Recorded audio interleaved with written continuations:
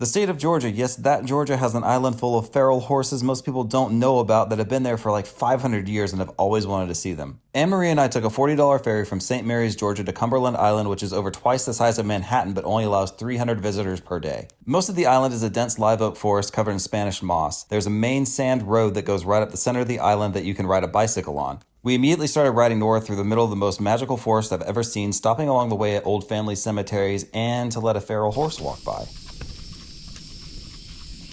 We made it to the Plum Orchard House about 2/3 of the way up the island, which is an old Carnegie family mansion now owned by the National Park Service. Outside of it was a herd of horses and the most beautiful oak tree I've ever seen in my life. This was a nearly 2-hour bike ride in sand, and it absolutely was not an easy trek. We spent another 2 hours riding south again to the bottom of the island to see the Dungeness ruins, which was another Carnegie family house that was built in the 1800s and burned in the 1950s. Most of the horse herds seem to live in this part of Cumberland. Do not approach, they are not tame, and you are a visitor in their home. A 20-minute hike past the ruins and you are at the most secluded and beautiful beach on the Atlantic Ocean. You can walk far enough to have an entire swath of it to yourself if you want to. You have to be at the ferry at 4 p.m. sharp. It leaves again at 4:45 p.m. and they will not wait for you. You will have to camp there overnight. Yes, they have left people on the island before. St. Mary's, Georgia and Cumberland Island are about a 5-hour drive from Atlanta, an hour-and-a-half drive from Savannah, and about a 40-minute drive north from Jacksonville, Florida. It is so inexpensive for the experience you have, and I cannot wait to go back because we barely scratched the surface of everything that you can see on this magical and mostly unknown Georgia island that I had wanted to visit since I was a child.